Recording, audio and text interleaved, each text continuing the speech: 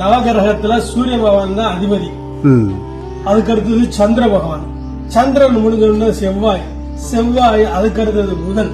புதனுக்கு அடுத்தது குரு பகவான். குருவுக்கு அடுத்தது சுக்கிரன். சுக்கிரனுக்கு அடுத்தது சனி பகவான். சனி பகவானுக்கு அடுத்தது ராகு. ராகுக்கு அடுத்தது கேது. இந்த நவ கிரகங்களையும் வலம் வரும்போது 7 சுத்து இப்படியாகவும் வலமாகவும் 2 சுத்து இடமாகவும் சுத்தணும். இது சாயா கிரகங்கள், இது நிழல் கிரகங்கள். இந்த 7 பேருக்கு தான் உருவம் இருக்கு. இந்த 2 கிரகத்துக்கு உருவம் இல்லாதது. ராகுக்கு தலை மட்டும்தான் இருக்கும், கேதுவுக்கு தலை இருக்கா, இது மட்டும்தான் இருக்கும். இந்த நவகிரகங்களை சனி பகவான் மட்டும்தான் தர்மவான். அவரு எந்த பலன் கொடுக்கறதா இருந்தாலும் சரி, நல்லதாகட்டும் கெட்டதாகட்டும், எது கொடுக்கறதா இருந்தாலும் அவரு சிறப்பா செய்வார். கண்டிப்பா சிறப்பா செய்வார். ஏன்னு கேட்டீங்கன்னா, நல்லது செஞ்சா நல்லது, கெட்டது செஞ்சா கெட்டது.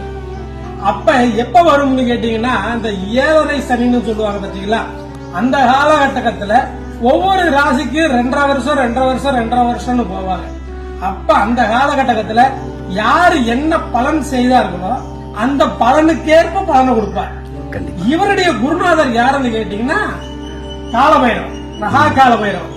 இந்த காலபைரவரை கும்பிட்டா இவருடைய தாக்கங்கள் கம்மியாகும்னு சொல்லுவாங்க.